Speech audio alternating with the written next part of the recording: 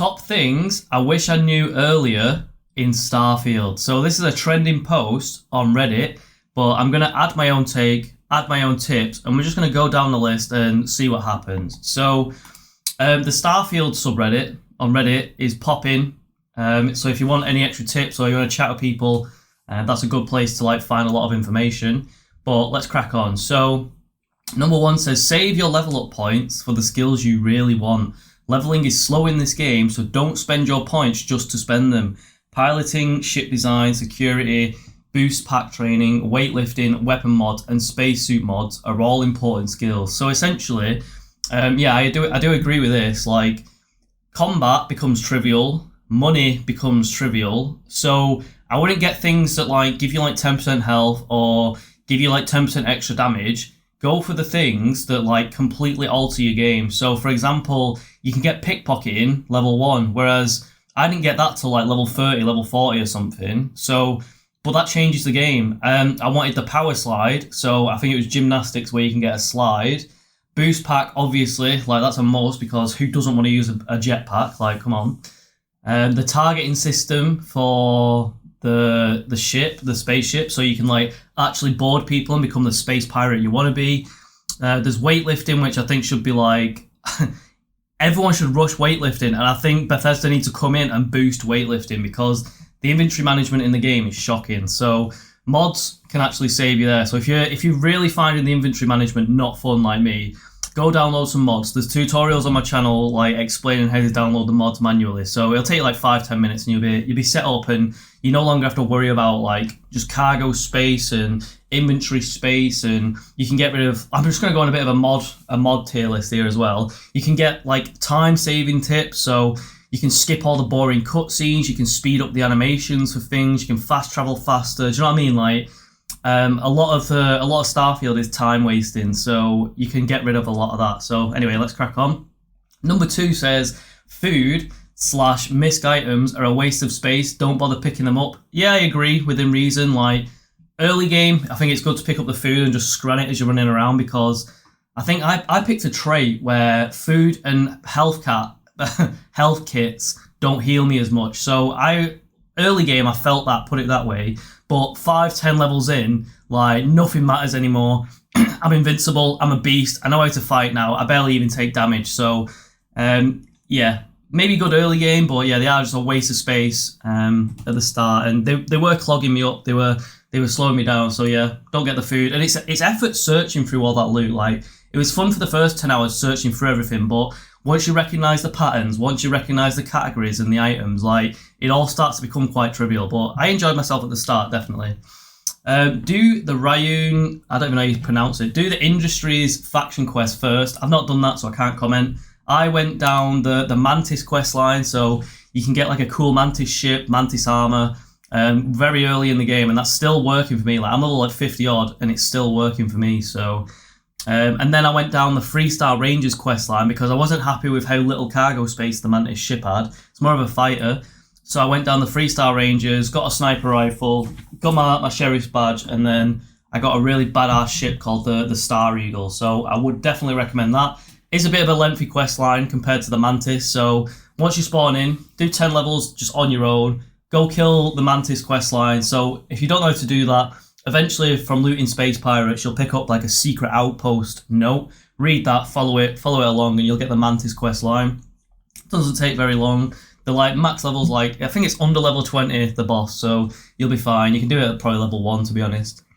And then if you are struggling, you need to know how the way like difficulty works in this game. So you've got very easy, very hard. If you're on very hard, you get better legendary loot. If you're on very easy, the loot's not as good, but everything gets one-tapped and nothing kills you. So it's a balance. Like if you want more loot, go very hard. If you want an easy time, go very easy. So if you want to do like an XP farm on a big alien planet, go to a really high level alien planet, kill all the beasties on very easy because they'll be low. Well, they'll be a high level, but they'll be squishy. So once you do that, you'll power level. I got like 6 levels just for not much effort at all when I was like early in the game. So go to the highest level system you can find and do that.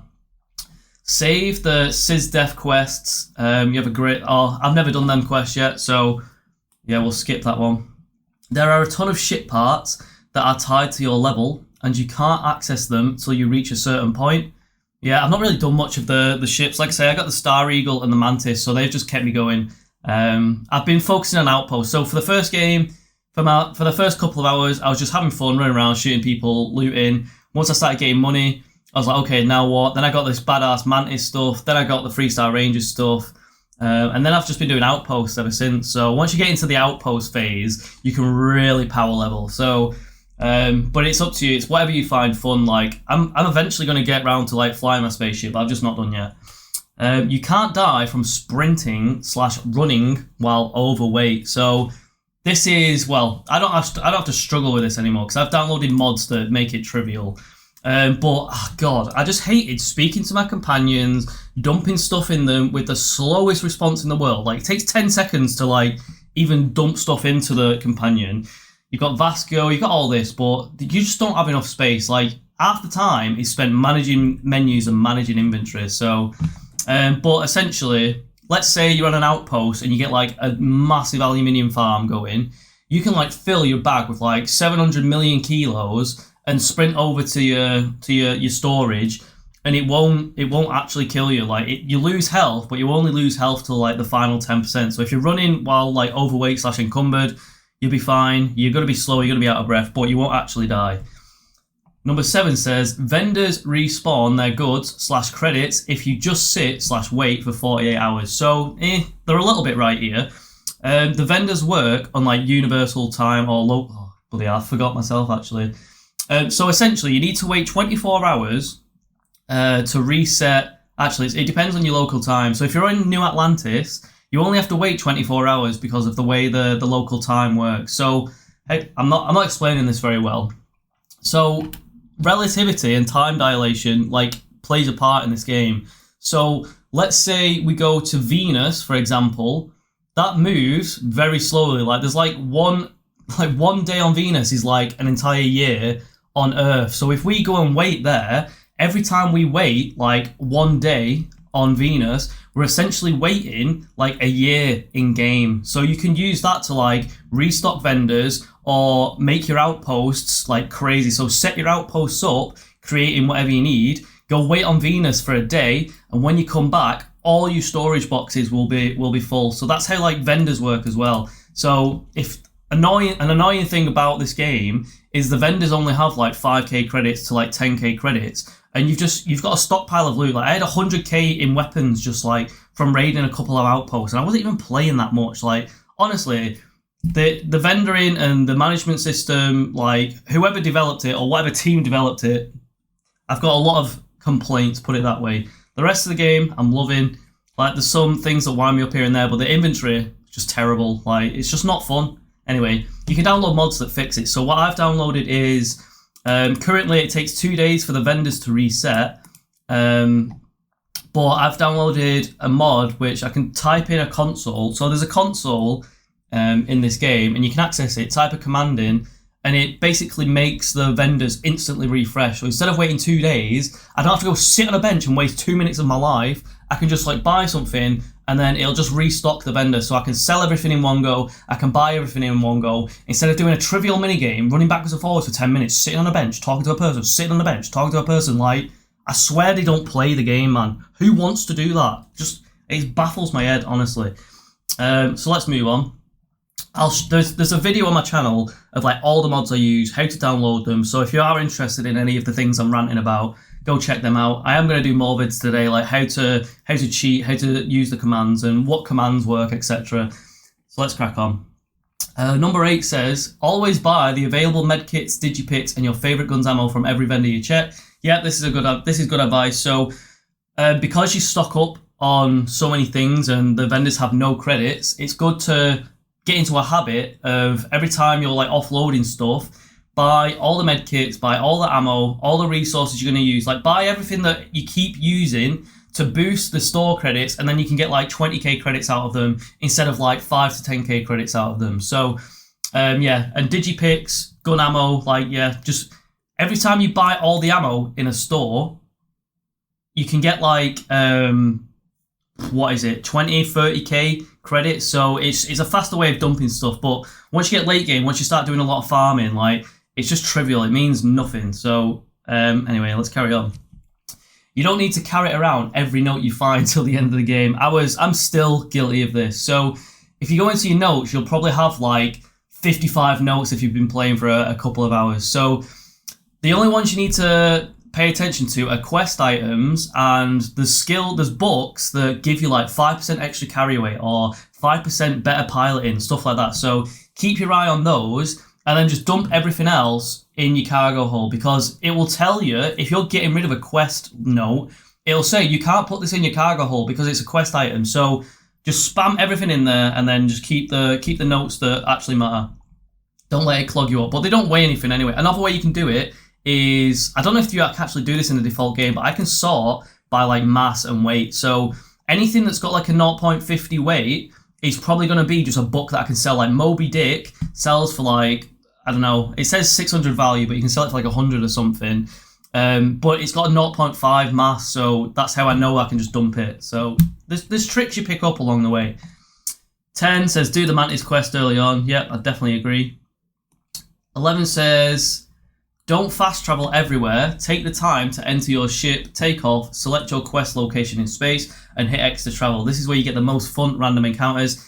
It depends how you want to play. It depends what you find fun. So if you, so essentially, the more loading screens you do, the higher the chances of you running into like a random encounter. And let me explain how the loot system works while I'm here. So let's say you're chilling in space, you're about to land on a planet. If you go into gameplay, change it from very easy to very hard, then when you land on the planet, everything on that planet that is loaded in from the loading screen will have the highest chance of dropping legendary loot. But as soon as it's spawned in and loaded, you can just press escape, change it to very easy, but everything that is loaded in will still have that very hard loot table. So you need to do that every time you load into somewhere. So if you want the best loot with the easiest time, let's say I'm raiding an outpost. So I've landed, I'm raiding an outpost, I've looted everything. Once you go like deeper into the outpost to go to like layer 2, you would have to go back into the menu, change it to very hard, load it, and then go back into the menu, say change it to very easy, and then everything inside that cave will then have like the best chance to drop legendary loot. So take advantage of that. It works in space as well, so if you want to load into like a spaceship battle, like do this. Anyway, let's move on. 12 says if you want the best weapon / equipment, you can save just before you kill a mini boss. So yeah, that works as well. So let's say, yeah, so you've cleared out that outpost, you've saved on the correct difficulty. Once you've realized, okay, I've found the boss, chip him down to like one shot, and then save the game, kill him, decide if the loot's good enough for you. If it isn't, reload that save, kill him, decide if it's good enough for you, rinse, repeat until you get the item you want. This also works for like loot rolls on certain armors and stuff as well. So let's say you do the Mantis quest line. Once you've slayed everyone, find the armor stand, save the game, then take the armor, see if you like the benefits that it gives you. If not, load the save game, reload it. You get the idea. So you can do stuff like that. What else have we got? So if you want the best weapon, oh, we've already said that. 13 says save often, especially on stealth missions. Yeah, get into the habit of just quick saving. So as soon as I load in anywhere, I'll just press F5. So don't press escape, quick save, just press F5, or I'm not sure what the console equivalent is, but whenever I'm about to do something cool, or let's say, like for me, I enjoy the satisfying moments of this game. So when I'm raiding an outpost, I'll like jump onto the top of a really tall building, and then I'll press F5, so then I can keep going back to this location and keep having fun doing like the attack mission. Like once you get to a high level, loot becomes trivial, money becomes trivial, and you just start playing for having fun. So I'll put myself up on like a high tower, hit F5, kill everything, and you'll be like, you know what, I'm not satisfied, I want to do it again. So then I'll just reload it until I've scratched that gameplay itch. So save often, take advantage of the quick save system, and it allows you to have like just random silly fun. So let's say you've just landed in New Atlantis City, that a security guard has just like mouthed off to you. Press F5, shoot him, have some chaos for 5 minutes, and then reload your save back to before you went naughty, essentially. It just allows you to have more fun in the game. Number 14 says every time you alter your ship's main living hubs in the shipbuilder, you will end up with a bunch of trash in your ship's cargo hold. So if you didn't know, as you're like questing along with your companions, they pick up random things and they put it in your spaceship and they like decorate your place for you. So if you alter anything in the ship menu, it's just gonna like get confused and it's gonna dump all of that stuff in your cargo hold. 15 says there are no area maps in the game, so stop looking for them. So yeah, the way the terrain generation and the loot generation works is you literally just land in an area and you'll get like 5 procedurally generated things around you. And it's if you like what's around you, like usually what I do for looting is I'll load onto a planet, I'll scout around. If there's nothing like below 1,800 meters away, I'll just fly back into space, fly back down and reload. It's faster to reload the terrain than it is to like run 1,000 meters over there. So once I've found stuff that's like 500 meters away from me, I'll then check if it's like worthy of raiding. So if I just see like a little house over there, I'm not interested. But if I see like a giant like outpost over there with a big crane and just really cool stuff going on, it's worth it for me. So yeah, just understand how the terrain generation works. Number 16 says switch your followers every few hours or so. It helps to move along their main quest lines. Don't just keep Sarah for 50 hours. I'm guilty of this. The thing is with Sarah, she has like high level astrodynamics, so she actually makes your jump range bigger. So I've actually kept her for ages because I want the high jump range. But yeah, I like the idea of switching your companions around as well. Your companions are insanely OP. So if you give them like a strong, long range, accurate rifle, and you only have to put 1 ammo in. So for example, on my latest playthrough at the minute, Sarah, I've just given her like a really OP 50 cal sniper rifle. I can't remember if it was I can't remember the names of them, like Hard Magnet and this, whatever. I'll think about it later. But you only have to give her 1 ammo, and that is essentially infinite ammo for her. And there's something about companions, they do like boosted damage. So whatever your normal shot would be, they'll do like triple damage. So when you give them a beast sniper rifle, they just start like absolutely sniping everything around you. They're well good. So give that a go. And then you can also kit your, like I've said, you can trade ammo and stuff, but don't forget to like kit out your companion. Like give them weapons, give them ammos, give them grenades, give them armor, give them boost packs. Like anything that you come across that's good, just give it to your companion before you sell it. 17, mining is a waste of time. Buying resources is faster and cheap. If you're looking at like completing the game fast, yeah, just go and buy resources at a vendor, sit down for 48 hours, buy them again, blah, blah, blah, blah. I don't find that fun. And one of the most fun things about space games to me is the mining in space. Like, I love asteroid mining. I love mining stuff in space. Laser mining's cool. Do you know what I mean? I really like doing that. So I wonder if there's a mod that'll like make mining less trivial. Like, do you know what I mean? I wonder if there's one that'll make mining on foot better. Like, instead of getting 1 iron out of that thing you just mined, why not get like 5 or 10 out of it so it's less crap? But a mod will come along and fix that. So if you like mining, I really like the mining minigame, and I like scouting. I like doing the whole like gameplay loop. I like mining my resources as well. You can mine asteroids in space if you didn't know. So just shoot an asteroid with your ship, fly over to it and loot it, and you can get like 5 iron out of it. So it is, if you like doing that gameplay loop, which I do, it's up to you. Do whatever you find fun. Number 18, there's only a few left, says, don't forget to use chems for combat, persuading, sneaking, etc. You get plenty of them, so no need to save them up for some fictional crazy endgame battle. Yeah, don't save your resources. They're not even that good anyway when you pop them. One tip I would highly recommend is using amp. Like, amps are so cheap and they're easy to make, and go check out my videos on outpost tutorials to make amps. But essentially, as soon as you spawn in on a planet, pop an amp and then run to that structure 500 meters away. It's just worth it every time. 35% move speed, 100% worth it. So the only ones I pop regularly are amps. Then number 19, you can play the entire game and never need to build an outpost. Yep, true. But the outposts are fun. Like, once you get your head around how confusing and cumbersome, actually, you know what, they're not fun.